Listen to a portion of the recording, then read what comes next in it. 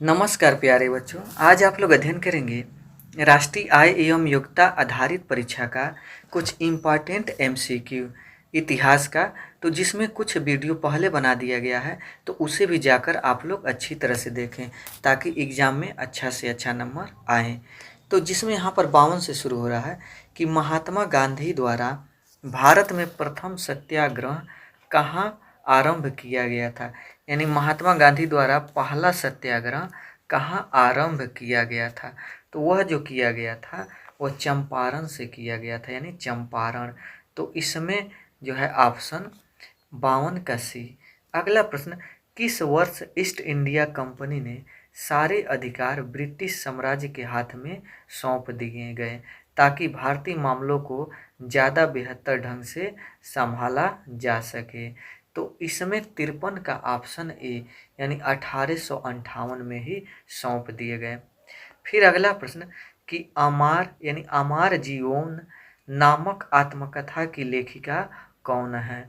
तो इस आत्म जो है कथा की लेखिका रास सुंदरी देवी हैं। तो इसमें 54 का ऑप्शन डी सही है। अगला प्रश्न है कि भारतीय राष्ट्रीय कांग्रेस के प्रथम सभापति थे। तो भारतीय राष्ट्रीय कांग्रेस के प्रथम जो सभापति थे वह व्योमेश चंद्र बनर्जी थे। तो इसमें 55 का ऑप्शन सी सही है। अगला प्रश्न है, अंग्रेजों के शासनकाल में भारत का मैनचेस्टर कहा जाता था। तो अंग्रेजों के शासनकाल में जो भारत का मैनचेस्टर थे, तो इसमें ऑप्शन से बताना है। तो इसका ऑप्शन ए यानी सूरत को। अगला प्रश्न है इसमें अगला प्रश्न है कि किसने प्लासी के मैदान में सिराजुद्दौला के खिलाफ ईस्ट इंडिया कंपनी की सेना का नेतृत्व किया था। तो इसमें है रॉबर्ट क्लाइव ने। तो 58 का ऑप्शन डी सही है। अगला प्रश्न है, लॉर्ड विलियम बेंटिक ने के निवेदन पर सती प्रथा का उन्मूलन 1832 में किया, यानी किसके निवेदन पर किया। तो वह राजा राम मोहन राय के निवेदन पर किया। तो 59 का ऑप्शन सी सही है। अगले प्रश्न की ओर बढ़ते हैं। तो अगला प्रश्न इसमें है कि इंडियन सोसाइटी को सुधारने के लिए ब्रिटिशों ने कौन सा निर्णय लिया। तो इसमें 64 का जो ऑप्शन है यानी वह है डी, यानी सभी ऑप्शन, जैसे इसमें से सभी निर्णय लिया गया। सती प्रथा के खिलाफ कानून, उन्होंने विधवा के पुनर्विवाह को प्रोत्साहित किया, अंग्रेजी शिक्षा को सक्रिय रूप से बढ़ावा देना, यानी उपर्युक्त सभी। तो इसलिए इसका ऑप्शन डी। अगला प्रश्न इसमें है कि नमक सत्याग्रह किस भारतीय आंदोलन का भाग था। तो वह था सविनय अवज्ञा आंदोलन। तो 65 का ऑप्शन बी सही है। अगला प्रश्न इसमें है कि किसके अनुसार अंग्रेजी शिक्षा ने भारतीयों को गुलाम बनाया था। तो वह था महात्मा गांधी के अनुसार, यानी 66 का ऑप्शन बी सही है। फिर अगले प्रश्न की ओर चलते हैं। तो अगला प्रश्न इसमें है, सिख धर्म में बाल गुरु किसे कहा जाता है। यानी सिख धर्म में जो बाल गुरु हैं यानी किसे कहा जाता है। तो गुरु हरकिशन को कहा जाता है। अगला प्रश्न, इल्बर्ट बिल को कब पेश किया गया था। तो इल्बर्ट बिल को 1883 में पेश किया गया था। तो 70 का ऑप्शन सी सही है। अगला प्रश्न है कि दिल्ली ब्रिटिश भारत की राजधानी कब बनी। तो भारत की राजधानी 1911 में बनी। तो 71 का ऑप्शन सी सही है। अगला प्रश्न, वर्ष 1498 में भारत के समुद्री मार्ग की खोज किसने की। तो भारत के समुद्री मार्ग की खोज वास्को डी गामा ने की। तो 72 का ऑप्शन बी सही है। अगला प्रश्न, वेदों की ओर लौटो किसने कहा था।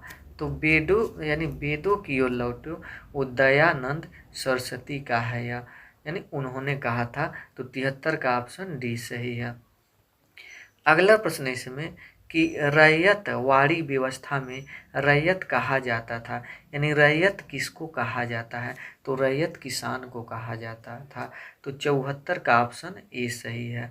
अगला प्रश्न इसमें है, किस निपटान के अंतर्गत जमीन का प्रत्येक टुकड़े को एक सर्वेक्षण संख्या आवंटित हुई और कानूनी स्वामित्व भी निश्चित था।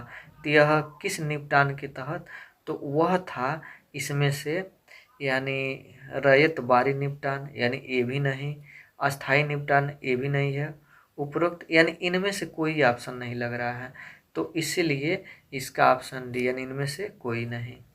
अगला प्रश्न, प्रथम विश्व युद्ध प्रारंभ हुआ, तो प्रथम विश्व युद्ध वह 1914 में प्रारंभ हुआ, तो 76 का ऑप्शन ए सही है। अगला प्रश्न इसमें कि कांग्रेस के किस सत्र में यह घोषित किया गया था कि कांग्रेस का उद्देश्य यह था कि स्वराज्य प्राप्ति संपूर्ण वैध और शांतिपूर्ण साधनों से प्राप्त करें। तो वह किस राज्य का उद्देश्य था, तो इसमें जो था यानी कहाँ का उद्देश्य था, तो वह लाहौर का था। तो 77 का ऑप्शन सी सही है। अगला प्रश्न, टीपू सुल्तान कहाँ के शासक थे, तो टीपू सुल्तान जो थे वो मैसूर के शासक थे। तो 78 का ऑप्शन बी सही है।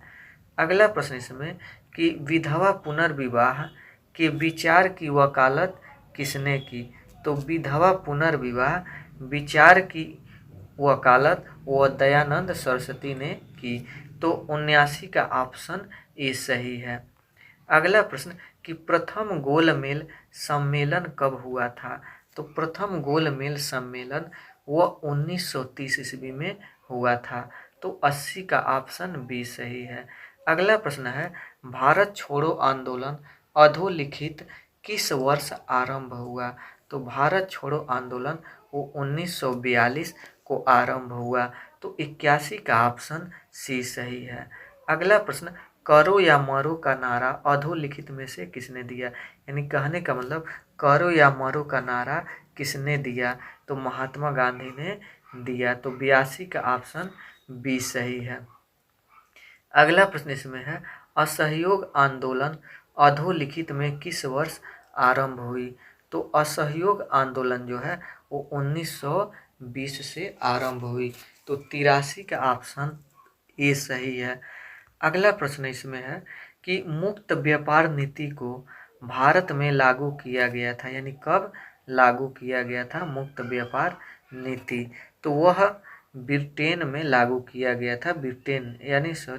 मुक्त व्यापार नीति को भारत में लागू किया था, यानी किसने लागू किया था, तो ब्रिटेन ने लागू किया था।